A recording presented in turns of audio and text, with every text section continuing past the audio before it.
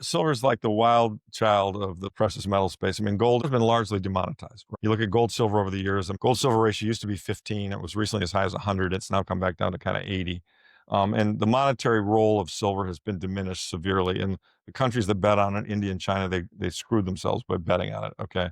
So that's point one. Stock to flow is not nearly as good in silver. There's not as much stock out there, and it's getting consumed and it's getting used for industrial uses.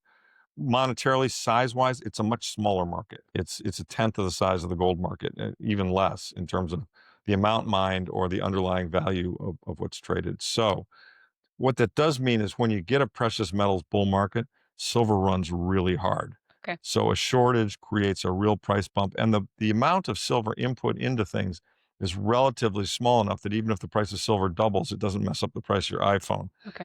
And if you look at all the historical precious metals bull markets, gold moves first, silver follows. It's kind of like Bitcoin. Silver follows later and harder, and it goes even further. In my view, until recently, silver was the only commodity in the world that had not taken out its all-time price hike. We got a high of 50 in 2011 after the GFC, drove both the precious metals up greatly. And then since that time, we've languished around much, much lower. We just went through 50. We're at 53 right now. I think we're going to 150, 200, 250. But we're going a lot higher because there's a limited amount of supply. And people say, well, with gold and silver, we're going to mine a lot more. Whoa, whoa, slow down. You know how long it takes to build a gold or silver mine? You know how much time, Yeah. capital, geological work, etc. I mean, it's incredible. I invest in this industry.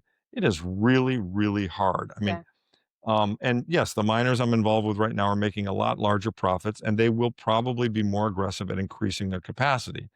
But this capacity comes on slowly to address these shortages. Even I was kind of like this gold move. I was kind of like, yeah, okay, we're kind of in a bull market. But I didn't really feel confident about that it was confirmed until silver really broke out.